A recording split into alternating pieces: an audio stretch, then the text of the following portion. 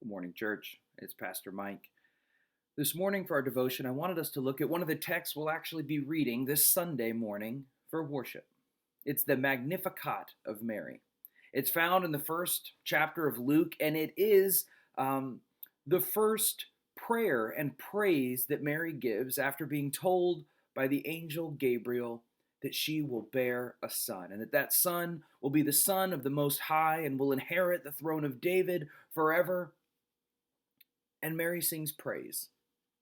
And she sings this. She says, "My soul magnifies the Lord, and my spirit rejoices in God my Savior, for he has looked with favor on the lowliness of his servant. Surely from now on all generations will call me blessed. For the mighty one has done great things for me, and holy is his name."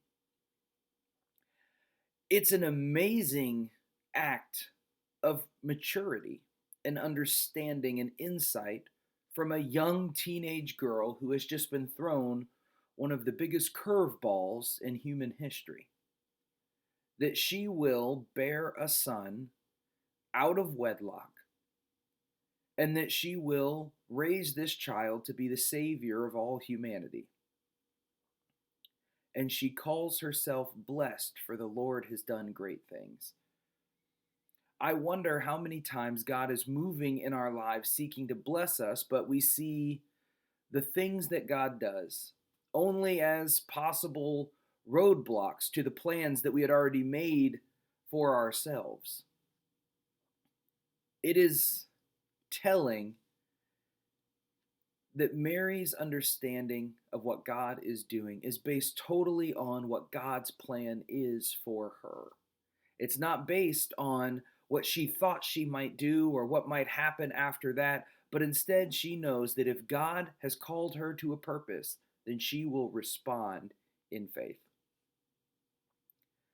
It's often been said that the only difference between a stepping stone in our faith and a stumbling block is how we respond to it. We can rise up, we can step to it, and go higher in our faith and our understanding, or we can trip over it because it messes up our own expectations. Mary has this figured out, and I think it's a lesson and an encouragement for every one of us that God has called us to be open-minded, to listen expectantly for what God is doing in the world, and to look always forward for the paths of God's blessing, even if they're not the ones that we would initially choose. So, my prayer for you today is that you would be willing to trust God as Mary does.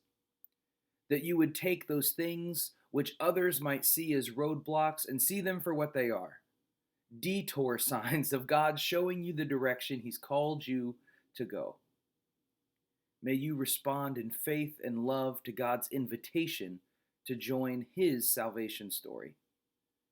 And may we share it every day with the people around us and the people we love. God bless you today.